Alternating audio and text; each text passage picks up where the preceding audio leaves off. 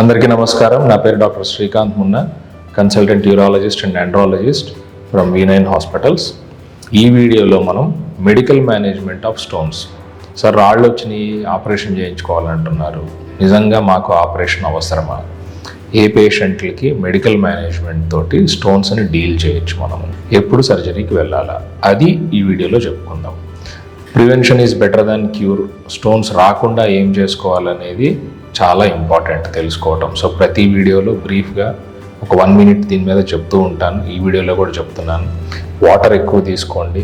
మీ పనికి తగ్గట్టు, స్వెట్కి తగ్గట్టు వాటర్ ఎక్స్ట్రాగా తీసుకోవాల్సిన అవసరం ఉంటుంది. ఓకే, యానిమల్ ప్రోటీన్ తగ్గించాలి అంటే మటన్, చికెన్, ఎగ్స్, ఫిష్ తినచ్చు.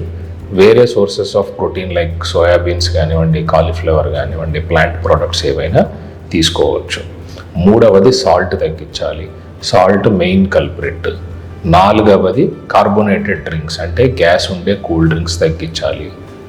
ఐదవది ఫుడ్కి సంబంధించిన దాంట్లో ప్లాంట్ ప్రోడక్ట్స్లో కూడా ఆక్సలేట్ రిచ్ ఫుడ్ ప్రోడక్ట్స్ ఉంటాయి. 90% రాళ్ళు కాల్షియం ఆక్సలేట్ స్టోన్స్ ఉంటాయి. కాబట్టి ఈ ఆక్సలేట్స్ ఎక్కువ ఉండే ఫుడ్ ఏదైతే ఉంటుందో లైక్ పాలకూర కానివ్వండి, టమాటా కానివ్వండి, ఇట్లాంటివి తగ్గించి ఈ సీజన్లో స్టోన్స్ ఫార్మ్ అయ్యేవాళ్ళు ఈ జాగ్రత్తలు తీసుకోవాలి. ఇది ప్రివెన్షన్ పార్ట్.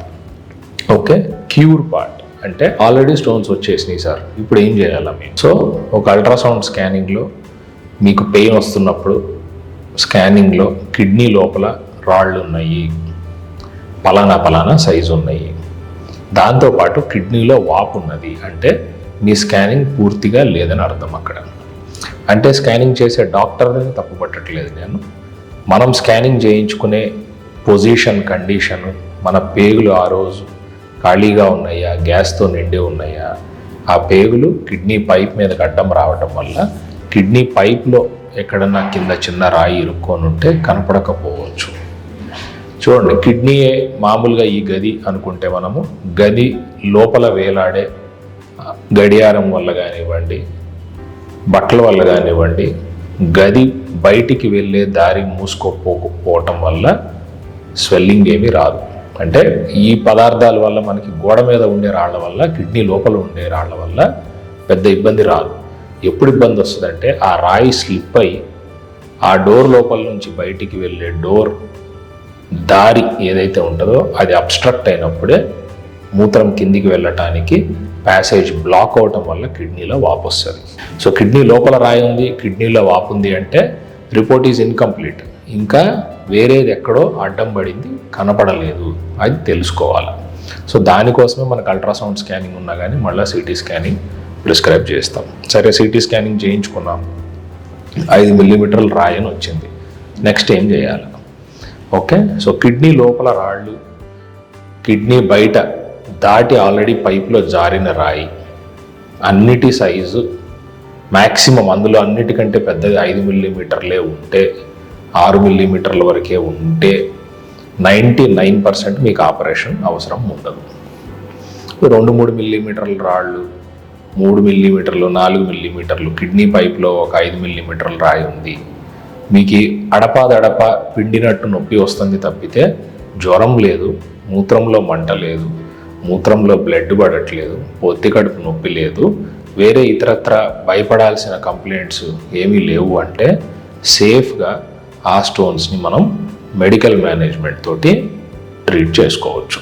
లేదు, కిడ్నీలో వాపు ఎక్కువ ఉన్నది, స్కానింగ్లో రక్తంలో ఇన్ఫెక్షన్ అని రిపోర్ట్లో ఉన్నది, మూత్రంలో ఇన్ఫెక్షన్ ఉన్నది, పొత్తి కడుపు నొప్పి వస్తున్నది, జ్వరం వస్తున్నది, వాంతులు అవుతున్నాయి, నొప్పి తగ్గించడానికి ఇంజక్షన్లు ఆల్రెడీ 2-3 చేయించుకోవాల్సిన అవసరం వచ్చింది.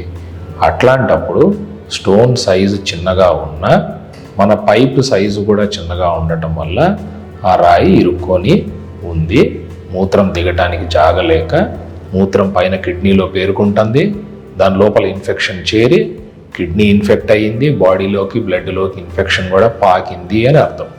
అట్లాంటప్పుడు మందులతోటి ఇంకా టైం వేస్ట్ చేసి రిస్క్ తీసుకోకూడదు. దాన్ని పడిపోవటానికి మందులు కరెక్ట్గా అన్న పెట్టుకోవాలా, లేదు మందులు ఆల్రెడీ పెట్టాం పనిచేస్తలేదు, ఆల్రెడీ చేయి జారిపోయింది టైం అన్నప్పుడు వెంటనే వెళ్ళి దాన్ని తీసుకోవాలి. సో రాయి పడిపోవటానికి ఏమేమి చెయ్యొచ్చు? ఓకే, సో మీ స్టోన్ కనుక 5-6 మిల్లీమీటర్లు రాయి అయితే నేను చెప్పినట్టు రక్త పరీక్ష, మూత్ర పరీక్ష, స్కానింగ్ ఈ 3 కన్ఫర్మ్ చేసుకోవాలి. ఒకటి స్టోన్ సైజు కోసము, ఒకటి మూత్రంలో ఇన్ఫెక్షన్ స్టార్ట్ అయిందా, మూత్రంలో ఇన్ఫెక్షన్ ఆల్రెడీ బ్లడ్లోకి పాకిందా. ఈ 3 లేవు అని కన్ఫర్మ్ చేసుకున్న తర్వాత మెడికల్ మేనేజ్మెంట్ స్టార్ట్ అవుతుంది. ఇందులో ఏమేమి చేస్తాం? వాటర్ ఎక్కువ తాగమని చెప్తాం. వాటర్ తాగిన వాటర్ కిడ్నీస్ నుంచి ఫిల్టర్ అయ్యి ఎక్కువ యూరిన్ వచ్చేలాగా మందులు పెడతాం. ఆ యూరిన్ ప్రెషర్ పెరగటం వల్ల రాయిని నెట్టడానికి ట్రై చేస్తుంది. నెట్టినప్పుడు పెయిన్ వస్తుంది. పెయిన్ తగ్గటానికి టెంపరీగా రాయి పడిపోయేంత వరకు పెయిన్ కిల్లర్స్ పెడతాం. 4వది, రాయి ఇరుక్కొని ఉండటం వల్ల కిడ్నీ పైపు ఏదైతే టైట్గా ఉందో అది రిలాక్స్ అవ్వడానికి దాని చుట్టూతో మజిల్ ఉంటుంది కదా, స్మూత్ మజిల్ అనే కండరం ఉంటుంది. ఆ స్మూత్ మజిల్ రిలాక్స్ అవ్వడానికి మందులు పెడతాం. అండ్ రాయి దెబ్బ డ్యామేజ్ చేయటం వల్ల ఎర్రగా వచ్చి లోపలికి వాపు రావటం వల్ల మూత్రనాళం దారి ఇంకా సన్నబడటం ఏదైతే ఉంటుందో ఇది తగ్గటానికి యాంటీ ఇన్ఫ్లమేటరీ అనే కొన్ని మందులు పెడతాం. యాంటీబయాటిక్స్ అనే కొన్ని మందులు పెడతాం. వెరీ రేర్లీ కొంతమందికి స్టెరాయిడ్ కూడా పెడతాం. సివియర్ ఇన్ఫెక్షన్ కనుక ఉంది, పైప్ బాగా సన్నగా ఉంది, యంగ్ పేషెంట్, షుగరు, డయాబెటీసు, బీపీలు, వేరే ఇతరత్ర ఆటో ఇమ్యూన్ ప్రాబ్లమ్స్ కానివ్వండి, ఇమ్యూనిటీ తక్కువ అయ్యే ప్రాబ్లమ్స్ లైక్ హెచ్ఐవి, టీబీ లాంటి ఇన్ఫెక్షన్లు లేవు, ఎక్కువ సివియర్ ఇన్ఫెక్షన్ లేదు అంటే అట్లాంటి పేషెంట్స్కి ఒక చిన్నపాటి డోసు స్టెరాయిడ్ ట్యాబ్లెట్ కూడా పెట్టి ఈ రక్తనాళం, మూత్రనాళంలో కండ వాపు ఏదైతే లోపలికి పెరిగిందో అది తగ్గిపోవటానికి మందులు పెడతాం. ఇన్ని మందులు వేసుకుంటున్నప్పుడు కొంచెము గ్యాస్ ట్రబుల్ కూడా వచ్చే అవకాశం ఉంటుంది. పెయిన్ కిల్లర్స్కి కూడా కడుపు మండే అవకాశం ఉంటుంది. సో ఒక గ్యాస్ ట్యాబ్లెట్ మంట తగ్గటానికి పెడతాం. సో ఇవి యావరేజ్గా పెట్టే మందులు. ఇవి కాకుండా ఇంకొక 2 కేటగిరీస్ మందులు మూత్రం ఫ్రీగా నడవటానికి అండ్ మూత్రంలో యాసిడ్ ఉంటుంది. మన యూరిన్ మామూలుగా ఎసిడిక్ నేచర్లో ఉంటుంది. ఈ యాసిడ్ కంటెంట్లో సాల్ట్స్ ఎక్కువ అతుక్కొని బాండ్స్ ఫామ్ అయ్యి ముద్దలాగా తయారయ్యే అవకాశం ఉంటుంది. సో ఈ పీహెచ్ కిడ్నీ నుంచి వచ్చే ఈ మూత్రం పీహెచ్ని మార్చడానికి యూరిన్ ఆల్కలనైజర్ అని సిరప్ ఉంటుంది. ఆ సిరప్ వల్ల ఈ యాసిడ్ బేస్గా మారినప్పుడు ఆ గట్టిగా ముద్దల్లాగా ఉన్న పొడి రాయి పొడి పొడిగా విడిపోయే ఛాన్స్ ఉంటుంది, అంటే కరిగిపోవటం. ఇట్లాంటి టైంలో వాటర్ ఎక్కువ తాగటం, కిడ్నీస్ నుంచి ఫ్లష్ అవుట్ అవ్వటము, ఒక 2 పొరల లేయర్లు పైన కిడ్నీ రాయి రిలీజ్ అవ్వటము, ఆ రాయిని పట్టుకున్న కండ వెనక్కి పోవటము, మూత్రం పైపు వెడల్పు అవ్వటము, ఇవన్నీ కలిపి స్టోన్ పడిపోవటానికి హెల్ప్ అవుతాయి. అండ్ మందులు కాకుండా మీ సైడ్ నుంచి మీరు చేయాల్సినవి ఇందాక చెప్పాను. ఎక్స్ట్రాగా ఇంకా కొన్ని యోగా ఆసనాలు కూడా ఈ రాయి ఇరుక్కొని ఉన్నప్పుడు చిన్న రాళ్ళు 4-5 మిల్లీమీటర్ల రాళ్ళు పడిపోవడానికి హెల్ప్ అవుతాయి. వజ్రాసనం ఒకటి, అండ్ 2వది చక్రాసనం. సో మన బాడీ హ్యాబిటస్కి తగ్గట్టు పనులు చేయాలా. ఇప్పటిదాకా అసలు మనకి ఫ్లెక్సిబుల్ బాడీ లేదు అనుకుంటే ఇట్లాంటప్పుడు ఈ పెయిన్లో ఉన్నప్పుడు ఎక్స్పెరిమెంట్లు చేయకండి. జనరల్లీ రాళ్ళు రెగ్యులర్గా పడిపోతూ ఉండే వాళ్ళకి ఈ యోగా ఆసనాలు హెల్ప్ అవుతాయి. అంటే రాళ్ళు తయారవుతున్నాయి, పడిపోతున్నాయి, ఆగట్లేదు. 2 నెలలకు 3 నెలలకు ఒకసారి కొంతమందికి రాళ్ళు పడిపోతూ ఉంటాయి. 5-6 నెలలకు ఒకసారి స్కానింగ్ చేసినప్పుడు 3-4 మిల్లీమీటర్ రాళ్ళు ఉంటూనే ఉంటాయి అల్ట్రాసౌండ్లో. ఇట్లాంటి వాళ్ళకి ఈ 2-3 ఆసనాలు చేయడం వల్ల స్టోన్ ఎప్పుడన్నా ఆగినా పడిపోయే అవకాశం ఉంటుంది. సో ఇది మెడికల్ మేనేజ్మెంట్. ఒకవేళ మీ స్టోన్ 6 మిల్లీమీటర్ల కంటే ఎక్కువ ఉండి లేదా తక్కువ ఉన్నా కానీ ఇందాక నేను చెప్పినట్టు కిడ్నీలో, మూత్రంలో, బ్లడ్లో ఇన్ఫెక్షన్ ఆల్రెడీ ఎస్టాబ్లిష్ అయిందనంటే మూత్రం ద్వారా లేజర్ ఆపరేషన్ల ద్వారా 100% రిజల్ట్ని ఇమీడియట్గా చూపించి నెక్స్ట్ డే డిశ్చార్జ్ చేసే మల్టిపుల్ అడ్వాన్స్డ్ లేజర్ టెక్నాలజీస్ మన దగ్గర అవైలబిలిటీలో ఉన్నాయి.